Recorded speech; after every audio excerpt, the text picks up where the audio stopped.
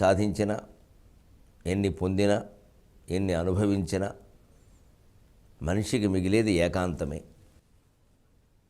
మిగలవలసింది కూడా అదే. తానొక్కడే అని, ఈ విశ్వమంతా ఒక్కటే అని, అదే విష్ణువని, అదే శివుడని, అదే అమ్మవారని, అదే తానని తెలుసుకోగలగడం. అందుకే నీ ఒక్కర్తవు తప్ప వేరెవరు నన్ని భీకర ఏకాంతవాసావర్తముల నుండి కావగలరా అబ్జాసన ప్రేయసి. ఏకాంతవాసం అనేది ఆవర్తం అంటే సుడుకుంటాం. ఒంటరిగా ఉండడం సుడుకుంటాం అంతే. మరి ఏమిటో లోపల గుడుగుడు కొంచెం గుండారాగా అవుతుంది. మన ఒంటరిగా ఉన్నప్పుడు మన అంతరాత్మకి మనకి జరిగేటువంటి చర్చలని, వాదోపవాదాలని, దోష నిరూపణలని, పడే శిక్షలని తప్పించుకుందుకే 10 మందిలో ఉండాలని కోరుతాం. ఆ పరిస్థితి లేనివాడు ఏకాంతంలో సుఖంగా ఉంటాడు. నేరాలు ఘోరాలు చేసిన వాళ్ళు ఎవరు ఏకాంతంగా ఉండలేరండి. ఎందుకంటే వాళ్ళలోంచి ప్రశ్న వచ్చేస్తూ ఉంటుంది లోపల నుంచి, ఏం చేశావు, ఏమిటా బతుకు అని. ఏదో ఒక వ్యాపకం కల్పించుకుని తద్వారా బయటపడాలని చూస్తారు. దాన్ని తప్పించుకోవడం, బయటపడడం కూడా ఉండదు. బయటపడడం సాధ్యం కాదు. దాన్ని తప్పించుకోదు. ఆ వ్యాపకాలు సభలు కార్యక్రమాలు కావచ్చు, భక్తి కావచ్చు, రాజకీయాలు కావచ్చు, వ్యాపారాలు కావచ్చు, చివరికి అసభ్య కార్యకలాపాలు కూడా కావచ్చు, ఏదైనా కావచ్చు. ఇదంతా ఎందుకు చేస్తారంటే మనిషి ఆ ఏకాంతవాసంలో ఉండలేడు. ఎందుకంటే లోపల ప్రశ్నిస్తూ ఉంటుంది. అదే తప్పు చేయనివాడు, చేసిన తప్పు ఒప్పుకోగలిగినవాడు, పశ్చాత్తాపడుతున్నవాడు ఏకాంతవాసం ఇష్టపడతాడు. అది ఏకాంతవాసం నుంచి కాపాడడం అంటే 10 మందిలో పడేమని అర్థం కాదు. ఆ నిష్కల్మషమైన హృదయాన్ని నాకు ఇయ్యవమ్మా, నువ్వు తప్పితే ఎవరు ఇయ్యలేరు. సాహిత్యం చదువుకుంటే ఆ నిష్కల్మష హృదయం వస్తుంది. మళ్ళీ దాన్ని ఏదో ప్రయోజనాలకి, బిరుదులకి, సన్మానాలకి వినియోగించుకుంటే చెప్పలేం. కానీ లేకపోతే నిజాయితీగా చదువుకుంటే సాహిత్యం అది నేర్పుతుంది. అభ్యాసన ప్రేయసి సరస్వతి ప్రియే ప్రియే ప్రేయసి సరస్వతి ప్రియే ప్రియే ప్రేయసి సరస్వతి ప్రియే అని వేదంలో ఓ పనసే ఉంటుంది. ఇక్కడేదో నాకు అత్యంత ఇష్టము అని అర్థం అంతే, ఇంక వేరే అర్థాల్లోకి మాట్లాడకూడదు. అందుకే సరదాగా అభ్యాసన ప్రేయసి అని వాడాను. బ్రహ్మదేవుడికి నీకంటే ఇష్టమైన వాళ్ళు ఎవరమ్మా? భావోద్వేగ మహాప్రపంచముల దెబ్బలు చాలు. విష్ణు సహస్ర తాత్పర్యంగా మనం గ్రహించాల్సింది ఏమిటి అంటే, కామ కామకృత్ కాంత కామప్రద ప్రభుకు దర్ప దర్పదో దృప్తో, ఇవన్నీ చూస్తే భయకృత్ భయనాశన, సత్కర్త సత్కృత, నరః నారాయణ. అనేక రకాల విరుద్ధ భావాలని ఒకచోట చేర్చి సమ్మేళనంగా విష్ణు స్వరూపంగా చెబుతున్నాడు వ్యాస మహర్షి విష్ణు సహస్రంలో. విరుద్ధ భావాలు భయకృత్ భయనాశన, సత్కర్త సత్కృత, నరః నారాయణ, ఇవన్నీ ఒకటే అంటాడు ఆయన. నువ్వు వేరే అనుకుంటున్నావు కానీ. అంచేతను ఈ వేరే అనుకోవడం వల్లే భావోద్వేగాలు వస్తున్నాయి. అవి ఓ ప్రపంచంగా విస్తరించాయి. అవి ఎన్ని దెబ్బలు కొడుతున్నాయో మనం చూస్తూనే ఉన్నాం. మతాల పేరు మీద, కులాల పేరు మీద, ఒక వ్యక్తిలోనే అనేక ఘర్షణలు, వ్యక్తికి ఘర్షణ, దేశానికి ఘర్షణ. నా తల్లి, నీవు ఆవిష్కారము చేయు ఇంక భవదీయ ప్రేమలోకమున. అపూర్వమైన భగవత్ ప్రేమ లోకాలు నా కోసం తెరిచిపెట్టవమ్మా. నీ ఒక్కర్తము తప్ప వేరొకరు నన్ని భీకరైకాంతవాసావర్తముల నుండి కావగలరా అబ్జాసన ప్రేయసి.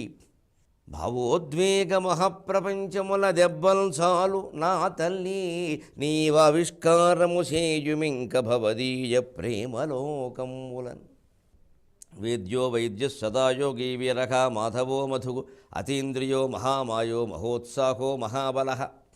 అతీంద్రియ ఆ నామంలో ఉన్నాము. 200వ నామానికి చేరువ అవుతున్నాం. అతీంద్రం అస్పరిశం అన్నారు భగవత్ పదార్థాన్ని.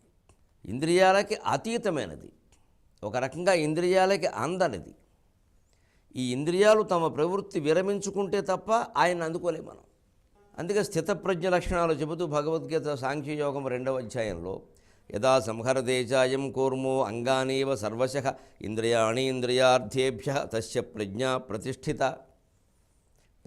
ప్రతిష్ఠిత. ప్రజ్ఞానం బ్రహ్మ అని తెలుసుకునే స్థితికి చేరుకోవాలంటే ఆ ప్రజ్ఞ మనం సాధించాలిగా. ఆ ప్రజ్ఞ ప్రతిష్ఠితమై సుప్రతిష్ఠితమై ఎప్పుడు ఉంటుంది? తిష్ఠితం ప్రతిష్ఠితం సుప్రతిష్ఠితం ఎప్పుడు ఉంటుంది? తాబేలు ఎలాగైతే కాస్త అలికిడి వినపడగానే తన అవయవాలన్నీ లోపలికి లాగేసుకుంటుందో అలాగే మనం కూడా లౌకికమైన విషయాల విషయంలో మన మనస్సును లోపలికి లాగేసుకో. ఇంద్రియాణి ఇంద్రియార్థేభ్య, శబ్దం నుంచి చెవిని, స్పర్శ నుంచి చర్మాన్ని, రూపం నుంచి కంటిని, రుచి నుంచి నాలుకని, గంధం నుంచి ముక్కుని లోపలికి లాక్కోవాలి. వీటినటికి మూలం మనస్సు. అది లాక్కుంటే అన్నీ వచ్చేస్తాయి. సారథిని రథికుడు అదుపులో పెట్టుకోగలిగితే గుర్రాలు అతను అదుపులోనే ఉంటాయి. కారు బాగుండాలంటే డ్రైవర్ మన అదుపులో ఉండాలి. అంచేతను అతీంద్రియ, ఆ ఇంద్రియ అతీత స్థితిని సాధించాలి. క్రమంగా అనుభవిస్తున్న కొద్దీ ఏముంది, ఎన్నిసార్లు అదే పునరాలింగ్యతే కాంత పునరేవచ భుజ్యతే, తినని అన్నమే మరల తినుచున్నారు, చేసిన సంసారమే మరల చేయుచున్నారు, తనదైన అనుభూతి తనదిగాన అన్నారు విశ్వనాథ వారు. ఏదో కొత్త అనుభూతి అని కూడా పోని అదే సంసారంతో అదే రకంగా కొత్త అనుభూతులు పొందాకైనా రావాలిగా. ఆ స్థితికి చేరుకుంటే తప్ప భగవంతుడు అర్థం కాదు. ఎందుకని అతీంద్రియ మహామాయక, మాయావులను సైతం మాయ చేయగలిగిన వాడు, మనల్ని అందరినీ మాయ చేస్తున్నవాడు బ్రహ్మదేవుడు. కానీ విష్ణుమాయ అంటారు, అది సృష్టి వల్ల వచ్చిందేగా. సృష్టించి బ్రహ్మదేవుడు అందరినీ ఆ మాయలో ముంచేటువంటి అవకాశం, ఆ పరిస్థితిని విష్ణుదేవునికి ఇచ్చాడు. అది ఆయన బాధ్యత. అందుకే విష్ణుమాయ. అలాగే అమ్మవారిని కూడా జగన్మాయ అంటారు. ఎందుకంటే విష్ణుమూర్తి యొక్క స్త్రీ రూపమే లలితాదేవి, లలితాదేవి యొక్క పుంరూపమే విష్ణువు. అందుకే ఈ రెండు సహస్రాలే ప్రసిద్ధం. ఆవిడ జగన్మాయ, ఈయన విష్ణుమాయ. అది వైష్ణవీ మాయ అని కూడా అంటారు దాన్ని. అమ్మవారి మాయని వైష్ణవీ మాయ అని కూడా అంటారు. ఇక మహామాయ అంటే మాయావుల చేత మాయ చేస్తాడు. ఇలాగ బ్రహ్మదేవుడు పెద్ద మాయావి. ఈ మొత్తం సృష్టించి మాయలో ముంచింది ఆయన మాయ చేశాడు. ఈయన ఈ ఊరికే 5-6 ఏళ్ల వయస్సులో, మహా అయితే 7 ఏళ్ళు పని, గోపాలకుడుగా ఉన్నప్పుడు బృందావనంలో శ్రీకృష్ణుడు గోపబాలకుడే విహరిస్తున్నాడు. ఆయన సాక్షాత్ శ్రీ మహావిష్ణువట అన్న విషయం తెలిసి అనుమానం వచ్చి నమ్మకం కుదరక అదేమిటో తెలుసుకుందామని భూలోకానికి వచ్చాడు. అంతటి బ్రహ్మదేవుడు ఆ అపనమ్మకం రావడం ఏమిటో చూడండి, మనకు ఎందుకు వస్తుందో తెలుస్తుంది. బ్రహ్మదేవుడు విష్ణువుని ఎప్పుడూ చతుర్భుజుడుగా శంఖచక్ర కథాపద్మాలతో చూడడానికే అలవాటు పడ్డాడు. ఇక్కడెవరో కుర్రాడు నెమలి పింఛం ధరించి వేణువు పట్టుకుని గోవులు కాసుకుంటూ తాను విష్ణువుని అంటున్నట్టంటే ఎలా నమ్ముతాడు? అంటే ఆయన ఒక రూపంలో దేవుణ్ణి చూడడానికి, ఆరాధించడానికి, అనుభూతి చెందడానికి, నమస్కరించడానికి అలవాటు పడ్డాడు. కాబట్టి ఇంకో రూపంలో కనపడితే నమ్మలేకపోయాడు. మనమేనా అదే పిచ్చిలో పడుతున్నాం. అందుకే ఒక రూపాన్ని పట్టుకుని వేలాడడం తప్పు. ఎప్పటికీ భగవంతుడు అర్థం కాడు, పైగా మూర్ఖత్వం పెరిగిపోతుంది. అందుకే సనాతన ధర్మం ప్రకారం మనం హిందువులం అన్ని పండుగలు చేసుకోవాలి. ఏదైనా పండుగను మన ఇంట్లో చేయడం లేదు అంటే మనం వైదిక ధర్మ అనుయాయులం కాదు. అందరు దేవతలకు సంబంధించిన అన్ని పండుగలు అంత చిత్తశుద్ధితో చేసుకోవలసిందే, లేకపోతే సంకుచితం అయిపోయినట్టే. వైదిక ధర్మంలో మళ్ళీ శాఖలు పీకద్దు దయచేసి, ఇప్పటికే పాడైంది. దానికి ఇదే ఉదాహరణ. ఎందుకు కృష్ణుడుగా ఉన్నవాడిని బ్రహ్మ గుర్తుపట్టలేకపోవడం ఏమిటండి? ఎవరికైనా ఏది తెలియకపోతే బ్రహ్మదేవుడు కూడా వీటికి చెప్పలేడంటారు. అంటే బ్రహ్మదేవుడు బాగా చెప్పగలనే కదా అర్థం. మరి ఆయన ఎందుకు గుర్తుపట్టలేకపోయాడు? ఆయన కూడా ఓ రూపానికి అలవాటు పడ్డాడు. ఆ రూపానికి అలవాటు పడ్డం ఎంత ప్రమోదమో అంత ప్రమాదం. ఇంకా రూపం మీద వ్యామోహం, ఆ రూపం భక్తి అనేది పెద్దదిగా ప్రచారం చేయకూడదు. అది ఊరికే సాధనం అంతే. అక్కడే విభేదాలు వచ్చేస్తాయి. అందుకే నేను కిందకి రాగానే ఈయనెవరో ఊరికే చిన్న కుర్రాడు ఆ చెట్టు కింద కూర్చుని ఏదో వేణువు వాయిస్తుంటే వీళ్ళేదో అనవసరంగా దేవుడు అనుకుంటున్నారు అతను. ఎందుకంటే అక్కడ ఉన్న శంఖచక్ర కథాపద్మాలు లేవు, ఆ వయస్సులు ఏదో పైగా నెమలిపించం ఉంది. విష్ణుమూర్తికి వేణువు ఉండదు, ఈయనకి వేణువు ఉంది. విష్ణుమూర్తి గోవులను కాయలేదు, ఇంద్రుడిని కాశాడు. కానీ అందుకని ఆయన వేరే మాయలో పడ్డాడు. చూద్దాం అని చెప్పి గోపకుల్ని గోవుల్ని మాయ చేసేశాడు. ఇంటికి రావాల్సినటువంటి అబ్బాయిలు రాలేదు, గోవులు రాలేదు, గోపికలు కంగారు పడిపోతున్నారు. గోపెమ్మలందరూ, గోపెమ్మ అంటే సంక్రాంతి గోపెమ్మ, గోపెమ్మ ప్రకృతి, గోపెమ్మ వికృతి. గోపెమ్మ నుంచే ఈ గోపెమ్మ వచ్చింది. అప్పుడు కృష్ణుడు గ్రహించుకుని ఒక్క నవ్వు నవ్వి అంతమంది గోప బాలకుల్ని, అన్ని గోవుల్ని మళ్ళీ సృష్టించాడు, అక్కడ ఉండేలా చేశాడు. ఇక్కడ బ్రహ్మదేవుడు వీళ్ళందరినీ మాయ చేయడం అంటే ఏం చేశాడు? తిరోధానం చేశాడు. తిరోధానకరి ఈశ్వరి లలితా సహస్రంలో చెప్పిన మాట. తిరోధానం చేశాడు. ఓ గుహలో దాచాడు. దాచినట్టు వాళ్ళకి తెలియకుండా చేశాడు. వాళ్ళు ఏదో ఇంకా బృందావనంలోనే ఉన్నామనుకుంటున్నారు. ఈయన బ్రహ్మదేవుడిని మించిన మాయ చేయగలడు. మహామాయక అంటే అర్థం అది. అతీంద్రియో మహామాయో అంటే అర్థం అది. ఈయన వాళ్ళందరినీ ఇలా గుహలో దాచడం లేదా తిరోధానం చేయడం, ఎవరికి కనపడకుండా చేయడం చూశాడు. కాబట్టి ఏ పాటితో చూద్దాం నీ మాయ అని మొత్తం కొత్త మేళం, కొత్త బృందం సృష్టించి మారేశాడు. అందుకే అక్కడ మూల భాగవతంలో చెబుతారు, దశమస్కంధంలో వ్యాస మహర్షి చాలా చక్కని మాట. ఆ కొత్తగా వచ్చిన గోపబాలకులందరూ ఎవరు భగవంతుడు సాక్షాత్తు ధరించిన రూపాలవి. వాళ్ళకప్పుడు ఇదివరకు తమ పిల్లల మీద తక్కువ ప్రేమ, కృష్ణుడి మీద ఎక్కువ ప్రేమ ఉండేవాడు, ఈయనేదో భగవత్ స్వరూపుడని. ఇప్పుడు వాళ్ళకి ఈ గోవులు గోపకులు ఎంతో, కృష్ణుడు కూడా అంతే అనిపించిందట విచిత్రంగా. అంటే సర్వసమభావన మనమేనా పొందవలసింది అది. అదే మళ్ళీ కృష్ణుడికి ఇదివరకు గోపెమ్మల యందు మామూలు ప్రేమ ఉండేదిట. ఇప్పుడు వీరందరూ నాకు తల్లులే అనే భావన ఆయనకి కలిగింది. అంటే ఆయనకి జీవభావన, వీళ్ళకి దైవభావన కలిగింది అన్నప్పుడు మొత్తం మీద రెండు ఒకటే. ఇదివరకు వాళ్ళకి జీవభావన, ఈయనకి దైవభావన. ఇప్పుడు ఆయనకి జీవభావన, వాళ్ళకి దైవభావన. భగవంతుడి లీలలో ఏదైనా సాధ్యమే. ఇదే మహామాయ. వెంటనే బ్రహ్మదేవుడు వచ్చి సాక్షాత్తు ఆయన లీలకి తెలుసుకుని పశ్చాత్తాపడి కాళ్ళ మీద పడి, ఎలా బ్రహ్మపదంబు వేదములకున్ వీక్షింపగారాని నిన్ను ఈ లోకంబున ఈ వనంతరమునందు ఈ మందలో కృష్ణయంచు ఆలాపాది సమస్త భావములు నీయందే సమర్పించు ఈ వ్రేలందు ఒక్కని పాదరేణువులు పై వేష్టించినం చాలదే ఎలా బ్రహ్మపదంబు. ఎందుకయ్యా ఈ ఊరికే బ్రహ్మపదవి అందరూ తిట్టుకుంటుంటే ఊరికే బ్రహ్మరాత బ్రహ్మరాత బ్రహ్మరాత, దిక్కుమాలిన దేవుడు అలా రాశాడమ్మ. దిక్కుమాలిన మాట దేవతల్లో ఎవరికీ వాడరు, బ్రహ్మకు వాడతారు. దిక్కుమాలిన విధి, దిక్కుమాలిన బ్రహ్మదేవుడు అంటూ. ఎందుకంటే ఎప్పుడు చెడ్డ సందర్భం వచ్చినప్పుడే బ్రహ్మని అనుకుంటాం మనం, మంచి సందర్భం వచ్చినప్పుడు అనం. అదృష్టం వరించి ఎవరికైనా 10 లక్షలో 10 కోట్లో కలిసి వస్తే బ్రహ్మదేవుడు రాత అని ఎవరో, ఈ రాత అనేదాన్ని వ్యతిరేకార్థంలోనే, ప్రతికూలార్థంలోనే మనం వాడుతున్నాం. అది బ్రహ్మదేవుడికి అసత్యం ఆడిన సందర్భంగా శివుడు ఇచ్చిన శాపం ప్రభావం. అసత్యం ప్రభావం అంత గొప్పది. మనం ఎన్ని అబద్ధాలు ఆడుతున్నామో చూసుకుంటే మన మీద దుష్ప్రభావాలు ఎందుకు పడుతున్నాయో, దేశంలో వానలు కూడా ఎందుకు కురవట్లేదో అర్థమవుతుంది. అన్నీ అబద్ధాలే, నోరు విప్పితే అబద్ధాలే. పెద్దవాళ్ళు అంతే, పిల్లవాళ్ళు అంతే. అసలు అబద్ధానికి ఏమీ సంకోచించే పని లేదు. ఏదో సందర్భాన్ని బట్టి పోవాలి, సందర్భాన్ని బట్టి పోవడం ఏంటి, ఏమిటది ప్రాణం మీదకి వచ్చింది, అన్నీ అబద్ధాలే. బాగుందిరా నీకు ఉద్యోగం వచ్చింది చాలు అంటాడు పైకి, తర్వాత వెళ్ళాక లోపల కుళ్ళిపోతూ ఉంటాడు. ఎందుకంటే వాడు కొడుకు వచ్చింది, వీడు కొడుకు రాలా, సమస్య అది. అబద్ధంగా అది. పోనీ అలాగని మౌనంగా ఊరుకోడు, నటిస్తాడు. ఇలా అబద్ధం ఆడినందుకు సృష్టికర్తకి పడిపోయింది శిక్ష, మనకు పడదా? అందుకని సత్యమే భగవంతుడు, సత్యమేవ జయతి. అదే సత్యనారాయణ వ్రతం. అందుకని అందరూ నన్ను అనుకోవడమేనయ్యా, ఏముంది వేదములు కూడా వీక్షింపరానటువంటి నిన్ను ఈ గోపకులు ఎంత అదృష్టవంతులంటే, వీళ్ళు ఈ మందలో, ఈ లోకంలో, ఈ వనాంతరంలో, ఈ అడవిలో ఏమీ దొరకని చోట చెట్లు పొట్లు తప్ప ఇక్కడ ఉండి కృష్ణ కృష్ణ కృష్ణ రా అన్నం తిందాం, కృష్ణ రా కబడ్డీ ఆడుకుందాం, కృష్ణ రా గూటీ బిళ్ళ ఆడుకుందాం, కృష్ణ రా కాలువలో ఈత కొడదాం, కృష్ణ రా గేదె మీద ఎక్కుదాం, కృష్ణ రా ఆవు పాలు తీద్దాం, ఒరే కిట్టిగా అంటే రకరకాలు. ఇంకా కృష్ణ అని ఎందుకంటారు, మనం అన్నాడు ఒరే కిట్టిగా, కిట్టయ్య, కిట్టమావ, కిట్టబావ, ఇలా రకరకాల ఆలాపాది సమస్త భావములు నీయందే సమర్పించు ఈ వ్రేలందు.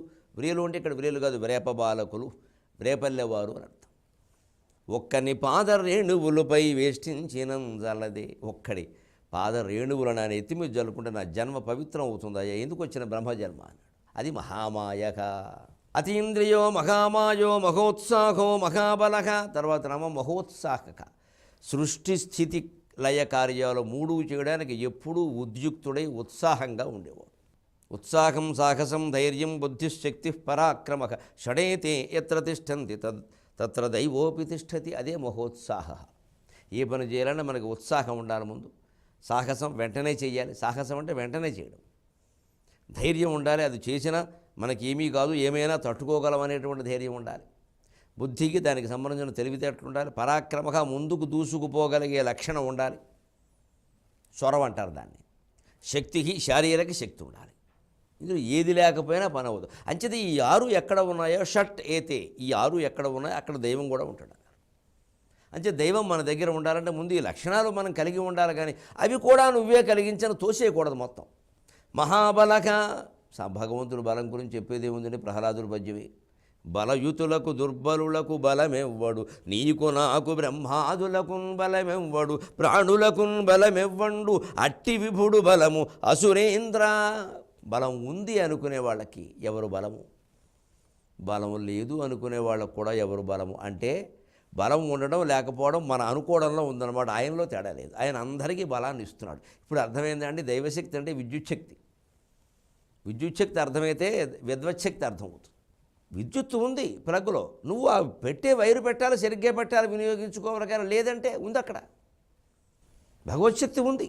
మరి దుర్బలుడు ఎందుకు అయ్యావు? దాన్ని మనం వినియోగించుకోవట్లా, ఉందని తెలుసుకోవట్లా, దాన్ని లాక్కొందుకు ఏం చేయాలో అది చేయడంలా.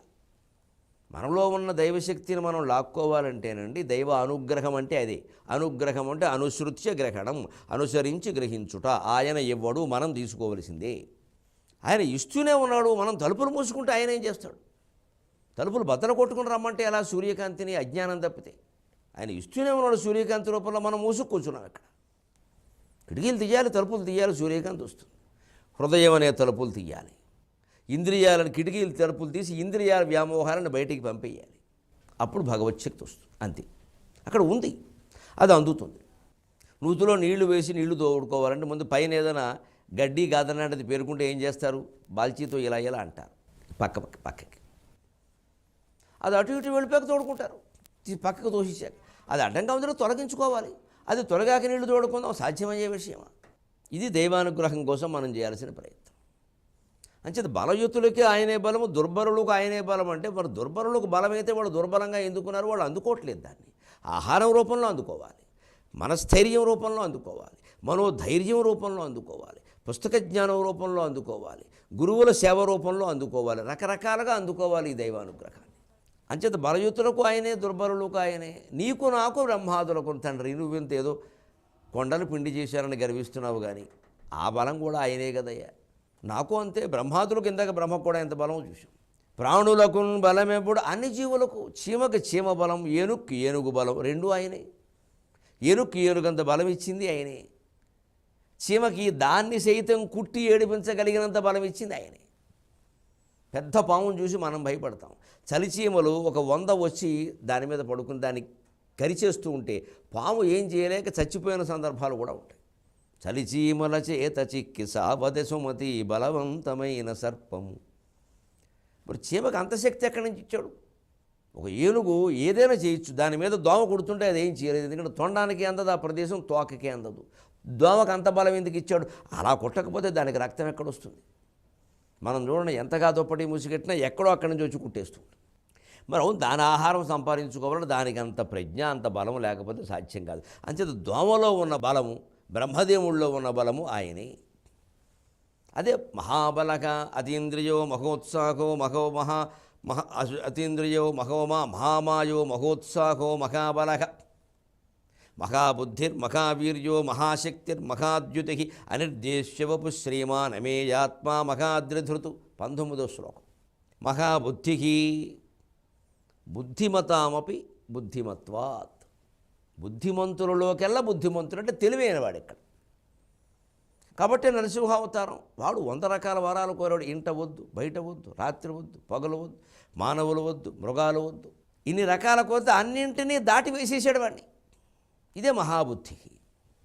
మహావీర్యక అవిద్యా కారణం, ఉత్పత్తి లక్షణం. అవిద్యకి ఏది కారణమో అదే ఉత్పత్తికి లక్షణం. అవిద్య అంటే లేకపోవడం. నా విద్యతే ఇత్యవిద్య. లేకపోవడానికి కారణం ఏముంటుందండి? ఆ లేకపోవడం అనే స్థితే కారణం, దానికి ప్రత్యేకించి ఏముండదు. మరి ఉందని మనం అనుకుంటున్నామంటే ప్రపంచం అదే మాయ. దానికి కారణం ఆయన, అదే విష్ణుమాయ. అందుకే దేవ పూర్వం అపసృష్ట్వా తాసు వీర్యం అపాసృజతు అన్నారు. దేవుడు ముందుగా నీటిని సృష్టించి, అంటే ఆకాశం నుంచి వాయువు, వాయువు నుంచి అగ్ని, అగ్ని నుంచి నీరే. తాసు వీర్యం అపాసృజతు. జీవం బయలుదేరడానికి నీరే ప్రధాన ఆధారం కాబట్టి ఆ నీటిలోనే భగవత్ తేజస్సును విడిచిపెట్టాడు. అందుకని అహం బీజప్రద పిత. అన్ని జీవులకి బీజదానం చేసింది నేనే. అదే మహావీర్య. తదండమభవద్ధైమం. ఆ మొట్టమొదట పుట్టిన గుడ్డు బంగారపు గుడ్డు, అదే హిరణ్య గర్భుడు, అదే తొలిజీవి బ్రహ్మ. అందుకే హిరణ్య గర్భాయ విద్మహే వేదాత్మనాయ విద్మహే హిరణ్య గర్భాయ ధీమహి తన్నో బ్రహ్మ ప్రచోదయాతు. ఆ తొలిజీవుడిని హిరణ్య గర్భుడు. తదండమభవద్ధైమం. ఈ సృష్టి అంతా హిరణ్యం, అది గర్భమందు కలిగినవాడు. అదే తాసు వీర్యం అపాసృజతు. అదే మహావీర్యక. మహాశక్తి, గొప్ప శక్తి కలిగినవాడు. ఎంత శక్తి! ఈ బాల్యంలోనే ప్రదర్శించాడు ఆయన శక్తి. రోలు పట్టుకుని మధ్య చెట్ల మధ్యలోంచి లాక్కెడితే 2 మధ్య చెట్లు పటాపని పడిపోయాయి. అది ఆయన మహాశక్తి. అది విచిత్రం ఏంటంటే, ఆ జరిగినప్పుడు మూల భాగవతంలో విషయం గమ్మత్తుగా ఉంటుందండి. వ్యాస భాగవతం అందరూ ఏదో రకరకాల ఊహించారు. నిజంగా నిక్కచ్చిగా మాట్లాడిన వాళ్ళు చిన్నపిల్లలు. మీరు ఏమైనా అనుకోండి, మేము నిజం చెబుతున్నాం. ఈ పిల్లాడే మద్ది చెట్లు పడగొట్టాడు. వాడెంత ఉన్నాడు రా, వాడు పడగొట్టి ఏమో మాకు తెలియదు, మాకు వాడు తెలుసు వాడు అంతే ఉన్నాడని, కానీ మేము చూసాం. అందుకే నిజాన్ని నిష్కల్మషంగా మాట్లాడాలంటే పిల్లల్ని మించిన వాళ్ళు లేరు. అందుకే బాలవాక్కు బ్రహ్మవాక్కు అన్నారు. ఓ కుర్రాడు అన్నట్ట, చిన్నపిల్లాడు 2-3 ఏళ్ల వాడు, ఎవరో వచ్చారు, ఒక ఆవిడ వచ్చింది.